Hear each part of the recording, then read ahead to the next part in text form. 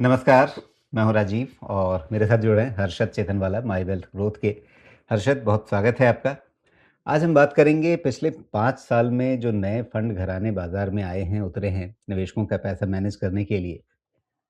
इन 5 सालों में mutual fund का बाज़ार देखें तो काफ़ी बढ़ा है, अभूतपूर्व विस्तार हुआ है एक तरह से। और इस बीच में काफ़ी संख्या में नए फंड घराने भी आए हैं, दर्जन भर से ज़्यादा होंगे।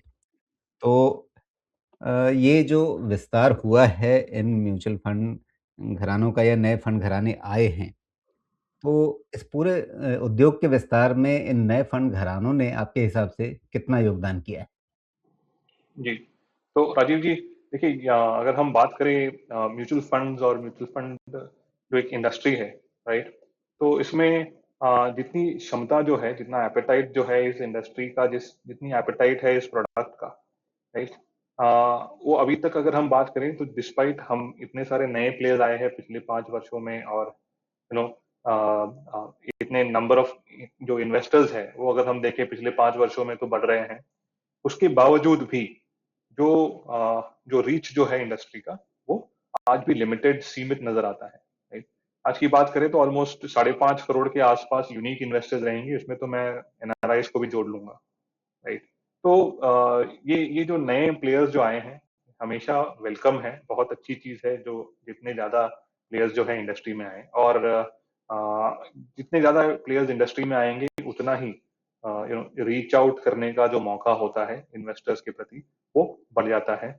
सबकी अपनी रणनीति होती है, सबकी अपनी स्ट्रैटेजी होती है, राइट? उस पर बिल्कुल चर्चा करेंगे। लेकिन अगर हम बात करें कि नए प्लेयर्स जब आते हैं तो एक एक नया आइडियोलॉजी आता है, एक नए नई नया नया नया अप्रोच आता है। और खास करके सभी चाहते हैं कि वे मार्केट में जाए और निवेशकों को अपने प्रति इन्वेस्ट करने को एनकरेज करें, राइट? ठीक है। तो बहुत अलग अलग टाइप के प्लेयर्स आए हैं पिछले 5 वर्षों में। कुछ ब्रोकिंग से आए हैं, या फिर कुछ पीएमएस फील्ड से आए हैं, राइट? और कुछ कुछ डेट ओरिएंटेड इन्वेस्टमेंट्स पहले मैनेज करते थे, वो आए हैं। तो अलग अलग अप्रोच वाले जो बिजनेस हाउसेस है या फाइनेंशियल हाउसेस है, वो आए हैं। तो वो सारी चीजों को देखकर हम हमेशा कहते हैं कि जितने ज्यादा प्लेयर्स आएंगे उतना ही इन्वेस्टर्स के लिए बेटर है। Of course ji. चॉइस बढ़ जाती है। अगर हम बात करें तो पहले इतने सारे स्टॉक्स लिस्टेड है, स्टॉक्स में से कितने म्यूचुअल फंड में निवेश करना, कितने स्टॉक्स में निवेश करने के लिए म्यूचुअल फंड आया, और आज म्यूचुअल फंड्स के इतने स्कीम्स है तो उनमें कितने स्कीम्स में निवेश करें, वो है, जी, राइट? राइट। बिल्कुल, वो एक अलग सवाल है और उस पर हम लोग बात करेंगे कभी फिर से। लेकिन मैं ये समझना चाह रहा था कि ये जो नए फंड घराने आए हैं दर्जन भर से ज़्यादा, उनमें कुछ बड़े नाम भी हैं, जो संस्थागत रूप से बहुत बड़े नाम हैं। उसमें आप जियो ब्लैकरॉक को भी गिन सकते हैं, या दूसरी तरफ मतलब निवेश की दुनिया में जो काफ़ी बड़े प्रतिष्ठित फंड मैनेजर रहे हैं, जिनको पहले लोग एफआईआई के रूप में देखते रहे हैं, उनमें आप समीर अरोड़ा का नाम ले सकते हैं, या फिर ऐसे नाम हैं जिन्होंने एक 12-15 साल पहले एक नया फंड घराना शुरू किया और अब नई पारी आप वो नए सिरे से खेल रहे हैं नए फंड घराने में। तो हर तरह के नाम हैं। जी। मैं ये समझना चाह रहा था, ये सारे जो नए प्लेयर्स आए हैं, वो इंडस्ट्री का होराइज़न बढ़ा रहे हैं, या इंडस्ट्री बहुत बढ़ रही है इसलिए ये नए घराने बाज़ार में कूदे हैं? तो देखिए, वो आए हैं क्योंकि जितना मैं समझ पा रहा हूँ, क्योंकि पोटेंशियल जो है इस प्रोडक्ट का बहुत ज्यादा है, वो आज भी अंडर पेनिट्रेटेड है, राइट? ये सारे जो आपने जो जो कुछ नाम लिए, और बहुत सारे ऐसे प्लेयर्स हैं जो इतने वर्षों से कुछ पहले जो उन्होंने म्यूचुअल फंड इंडस्ट्री में शुरू करके फिर उनका पीएमएस हाउस बनाया, एफआईआईस के पैसे मैनेज करते थे, और अब जो है वो म्यूचुअल फंड के रूप में आ रहे हैं, राइट? जैसे आपने हिलियोस कहा, वैसे पीएमएस के बाजार, पीएमएस में अगर आप देखें तो सुनील सिंघानिया जी का अबैकस है, या फिर ओल्ड ब्रिज है। ये कुछ नाम ऐसे हैं जो जिनका पहले से पीएमएस बैकग्राउंड है और फिर उन्होंने इसमें आए हैं। तो उसमें नो डाउट कि जो पोटेंशियल जो है, राइट, वो पोटेंशियल देख के आ रहे हैं। और ये कहना, अगर ये कहना गलत होगा कि ये बाजार जो एक एक लेवल पे आ गया है, इसके लिए उनको लगता है कि चलिए कि हम अब इतना मार्केट मैच्योर हो गया है तो हम इसमें आए। Because ji. इंपॉर्टेंट चीज ये है कि जब जब आप वो थ्रेशोल्ड पे हो, जब जब जब एनवायरनमेंट ऐसा हो जहाँ पे लोग जो है और इन्वेस्ट करने का सोचेंगे और म्यूचुअल फंड्स के प्रति और और इंक्लाइंड होंगे उसको इन्वेस्टमेंट करने के लिए, तो तब ऐसे स्टेज पे आप आना प्रेफर करोगे रादर देन जब एक स्टेज पे मैच्योर हो जाए। जी, बिल्कुल।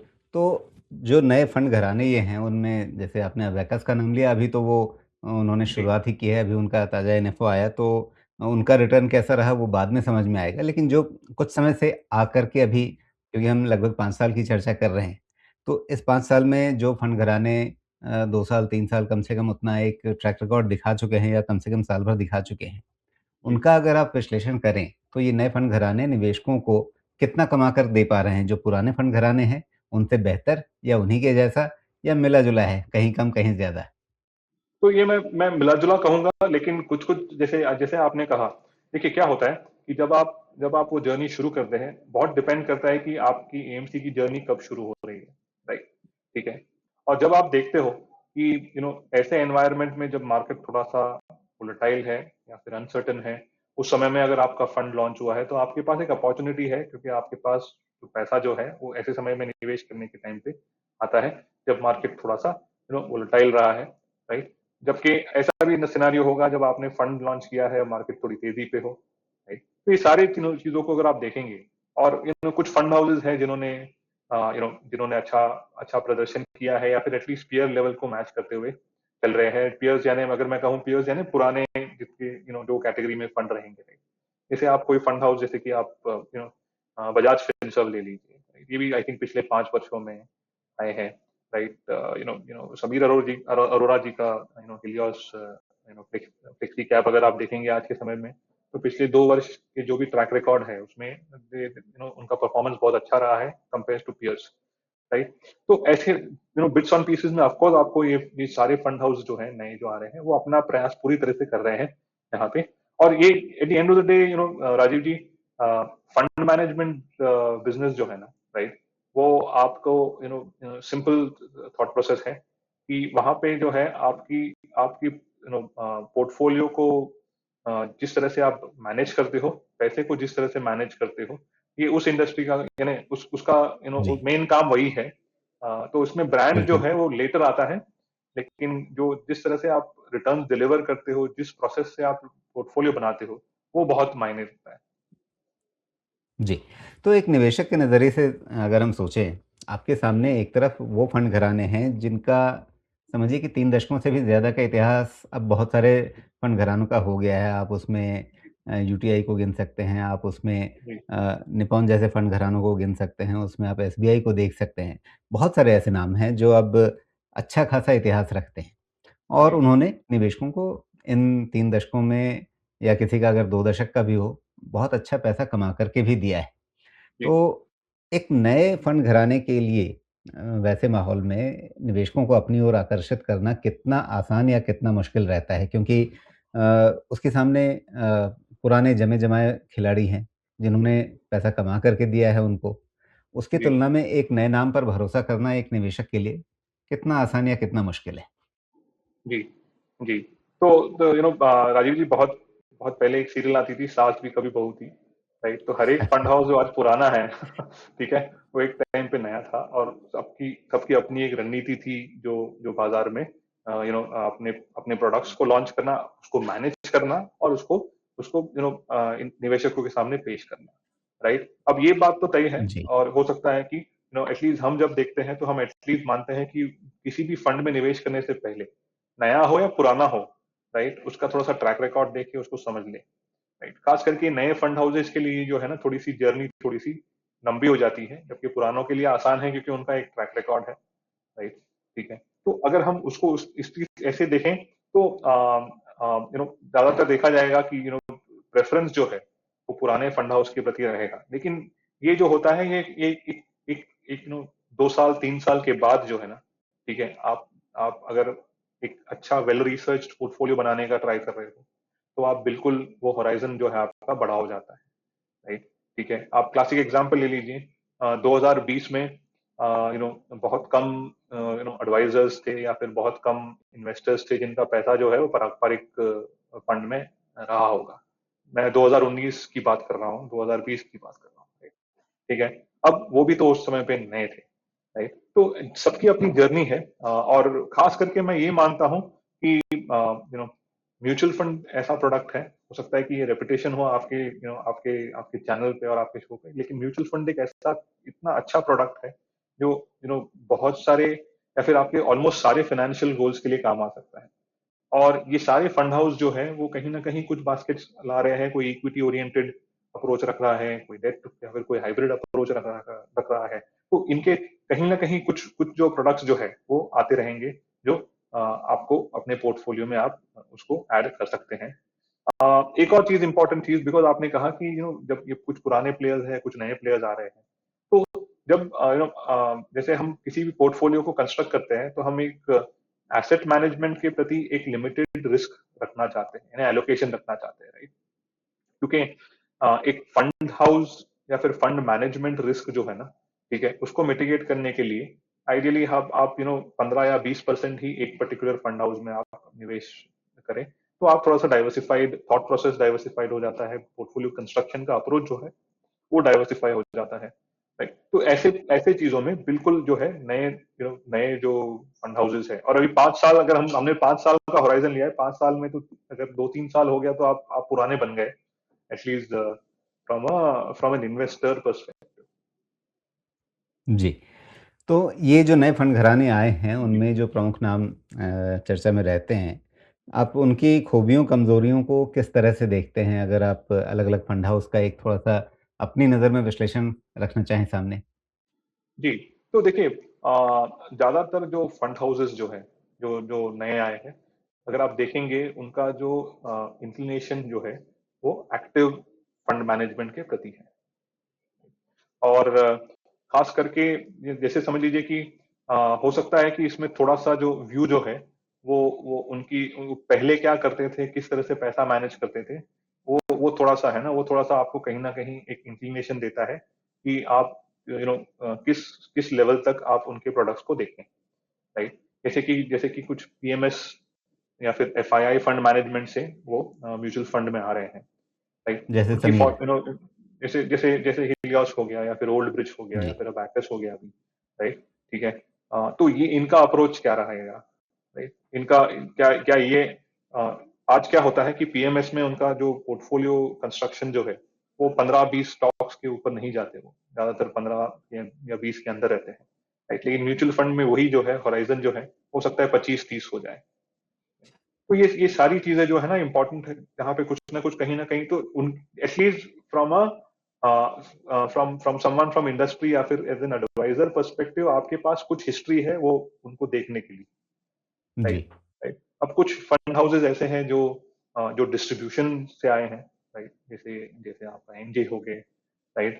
ठीक है। I think angel mutual fund हो गए, राइट? ये ब्रोकिंग से आए हैं, राइट? तो उनकी अपनी अपनी स्ट्रेंथ है, एक अपनी अपना अप्रोच है पोर्टफोलियो कंस्ट्रक्शन के प्रति, राइट? तो ये सारी चीजों को अगर आप देखते हैं, और at the end of the day Rajiv ji, idea बड़ा सिंपल होगा। एटलीस्ट अगर अगर समझ लीजिए हम किसी का पोर्टफोलियो कंस्ट्रक्ट करते हैं तो हम किसी भी फंड को एटलीस्ट हम अगर नया फंड हाउस भी है तो एटलीस्ट हम 1.5 से 2 साल हम उनको देना चाहेंगे, राइट? कि वो किस जी। तरह से परफॉर्म कर रहे हैं, और खास करके आज के सिनेरियो में अब हम पिछले 5 वर्षों में देखेंगे तो ऑलमोस्ट 3 साल तो ऐसे थे जहां पे बाजार बहुत तेजी से दौड़ रहा था, राइट? अगर 2025 की बात करें तो चलो 25 थोड़ा सा फ्लैटिश रहा है, राइट? जी। लेकिन अगर हम बात करें तो ज्यादातर जो है it was a running market, तो अब तक उनको कहीं ना कहीं वो मार्केट एनवायरनमेंट नहीं आया जब आप उनको टेस्ट करें। तो ये हो गया एक्टिव के प्रति। और कुछ फंड हाउसेस जो है जिन्होंने एक पैसिव अप्रोच रखा है, ठीक है। अब passive technically are same for everyone, जैसे निफ्टी बिल्कुल। 50, कोई फंड, कोई पैसिव फंड नया लेके आते हैं, एक नया फंड हाउस हो या पुराना फंड हाउस हो, उसमें कोई अंतर नहीं है, राइट? हाँ, ठीक है, निफ्टी क्योंकि वो 50 पैसिव। अगर आप जियो ब्लैकरॉक का लें, मुझे नहीं पता उन्होंने कर दिया होगा। आप किसी भी नाम का लें, ब्लैकरॉक का लें या फिर आप ज़ेरोधा का लें या फिर 3 दशक पुराने यूटीआई का लें जी। या एसबीआई म्यूचुअल फंड का लें, सबका प्रदर्शन लगभग एक जैसा होगा। उसमें ब्रांड का या फंड हाउस का बहुत ज़्यादा असर तो नहीं पड़ने वाला है। बिल्कुल नहीं। तो वही है, तो बेसिकली क्या होता है पैसिव में, क्या होता है कि आप कितने क्लोज बेंचमार्क के हमेशा रहते हो, राइट? जो कॉन्सेप्ट जो हम ईटीएस में कहते हैं ना, वो ट्रैकिंग एरर वाला, राइट? ठीक है, आप कितने क्लोज जो बेंचमार्क से हैं, जितने पास आप बेंचमार्क से हो, उतना बेहतर तरीके से आपने उस पैसिव फंड को मैनेज किया है। तो that is the only differentiator. जी। ऐसा तो, लेकिन जितने भी तो हमने एटलीस्ट फंड इसके हाउस देखे हैं ना बावजूद राजीव जी। जी। इसके बावजूद हर्षद हमने देखा है कि ब्लैक रॉक जियो ब्लैक रॉक जैसे जो संस्थान हैं वो अच्छी खासी संख्या में निवेशकों जी। को आकर्षित कर पा रहे हैं अपने फंड हाउस में, अपने फंड्स में वो पैसा जुटा पा रहे हैं। तो जबकि जो हमने ज़िक्र किया कि जो पैसिव फंड में ब्रांड का या फंड हाउस का इतना बड़ा फ़र्क नहीं पड़ता है। तो जी। उनकी रणनीति क्या है जिसके चलते वो निवेशकों को अपनी ओर ला पा रहे हैं? तो देखिए बहुत सारे एएमसी सबकी अपनी रणनीति है, राइट? ठीक है, जैसे जियो ब्लैक रॉक की अपनी रणनीति है, वो डिजिटल के द्वारा रीच आउट करना चाहते हैं। और देखिए बहुत सारे आज भी निवेशक ऐसे हैं जो ब्रांड को प्रेफर करते हैं, राइट? जैसे और ये केवल मैं जियो ब्लैक रॉक की तरफ नहीं बोलूंगा, बहुत सारे जी, निवेशक ऐसे भी हैं जिनको अगर हमने कहा एसबीआई म्यूचुअल फंड, तो उनको एक एक भरोसे की बात आ जाती है, एसबीआई, एचडीएफसी, आईसीआईसीआई ब्रांड कहीं ना कहीं उनको क्लिक करता है, राइट? ठीक है, लेकिन लेकिन सच बात तो ये है कि फंड इंडस्ट्री में जो ब्रांड, ऑफ कोर्स ब्रांड का अपना सिग्निफिकेंस है, लेकिन मोस्ट इंपॉर्टेंट चीज जो है आपने किस तरह से फंड को मैनेज किया है, किस तरह से आपने अपने निवेशकों का पैसा जी। को रिस्क और रिवॉर्ड के बीच में आपने सही रखा है। बिल्कुल। तो एक निवेशक जब एक नया मतलब किसी फंड में पैसा लगाने जा रहा है, तो उसके सामने जी। अब ये जो नए फंड घराने हैं और जो दशकों से जमे-जमाए पुराने फंड घराने हैं, उनके बीच में से चुनाव करते समय क्या-क्या देखना चाहिए? जी, बिल्कुल। तो पहली चीज़ ये है कि मैं ये अज़्यूम करके चलता हूँ कि हमने डिसाइड कर लिया है कि मुझे लेट्स से इक्विटी या फिर डेट इन्वेस्टमेंट्स करना है।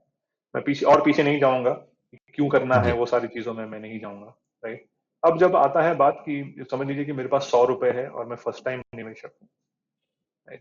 तो ये ₹100 जो है, मैं पहला चीज़ ये रखूँगा कि एटलीस्ट मैं 5 से 6 फंड हाउस में, अलग-अलग फंड हाउस में निवेश करूँ, ना कि एक ही या फिर 2 फंड हाउस में। क्योंकि जिस तरह से आपकी, मेरी और निवेशकों की एक पर्सनैलिटी है, उसी तरह से एक फंड हाउस की भी अपनी पर्सनैलिटी है, राइट? तो सारा पैसा अगर वो आपके और मेरे ही फंड हाउस में लगाएँगे, तो उनको अलग अप्रोच नहीं मिलेगा, राइट? ठीक है? तो जी, अलग-अलग थोड़ा-सा 4 या 5 या फिर 5 या 6 फंड हाउस में निवेश करें, राइट? दूसरी चीज़ ये है कि जब भी किसी फंड को हम देखते हैं, तो हम उसको जैसे आप आपके साथ मिलके हम जैसे फंड का चुनाव करते हैं, राइट? कि अच्छा समय, बुरा समय, वो बहुत इम्पोर्टेंट है। तो जितनी भी हिस्ट्री है, समझ लीजिए किसी कोई कोई पुराने फंड हाउस की ऑफ कोर्स 10-15 साल की हिस्ट्री रहेगी, लेकिन नए फंड हाउस की केवल 3 या 5 साल की रहेगी या 2 साल की रहेगी। तो 2 साल में ऐसा कब फेज़ आया जब मार्केट अच्छा था, बुरा था? एटलीस्ट उसकी थोड़ी-सी जानकारी लेके करें। देखिए इसमें ज़रूरी नहीं है कि कितना बड़ा फंड हाउस है, राइट? एयूएम कितना बड़ा है तो अच्छा करेगा, एयूएम छोटा है तो अच्छा नहीं करेगा। ब्रांड अगर बड़ा है तो अच्छा करेगा, ब्रांड छोटा है तो नहीं करेगा, राइट? ठीक है। लेकिन कुछ एस्पेक्ट्स ऐसे हैं जो जो किसी ने परफॉर्मेंस देखना है, और अगर परफॉर्मेंस भी देखना है तो शॉर्ट टर्म परफॉर्मेंस ना देखें, राइट? तो थोड़ा-सा ये जी, सारी चीज़ों को देख के और अलग-अलग कैटेगरीज़ है, राइट? जैसे लार्ज एंड मिड कैप हो गया, फ्लेक्सी कैप हो गया, मिड कैप हो गया। लार्ज कैप खुद एक बड़ी कैटेगरी है। फिर एक इंडेक्स का कैटेगरी आ जाता है जहाँ पे पैसिवली मैनेज इंडेक्स है। अब इंडेक्स में इतने सारे इंडेक्स बन गए, राइट? अल्फा, बीटा और मोमेंटम, ठीक है? ये जी, सारे अलग बन गए, ठीक है? तो आपको चाहिए 6 से, समझ लीजिए 5 से 6 अच्छे फंड शुरू करने के लिए, राइट? आपके ऑब्जेक्टिव ओरिएंटेड, और कहीं न कहीं थोड़ा-सा, जैसे कि एक एक छोटा-सा उदाहरण दूँगा कि कुछ फंड हाउस जो है वो वैल्यू स्टाइल अप्रोच फॉलो करते हैं।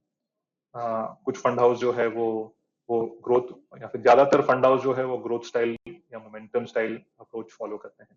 वैल्यू सभी देखेंगे, ऑफ कोर्स कोई कोई फंड मैनेजर ये नहीं चाहेगा कि वो वैल्यूएशन बिना देखे अपना पोर्टफोलियो जी, बनाए, राइट? उसमें कोई डाउट नहीं है, सारे वैल्यूएशंस को देखकर ही करते हैं।